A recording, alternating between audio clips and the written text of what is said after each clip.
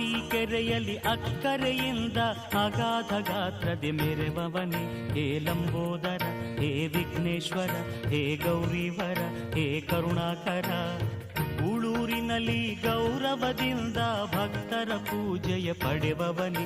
ಹೇ ಲಂಬೋದರ, ಹೇ ವಿಘ್ನೇಶ್ವರ, ಹೇ ಗೌರಿವರ, ಹೇ ಕರುಣಾಕರ. ಪಾಹಿ ಪಾಹಿ ವಿನಾಯಕ, ತ್ರಾಹಿ ತ್ರಾಹಿ ಗಣನಾಯಕ. ಪಾಹಿ ಪಾಹಿ ವಿನಾಯಕ, ತ್ರಾಹಿ ತ್ರಾಹಿ ಗಣನಾಯಕ.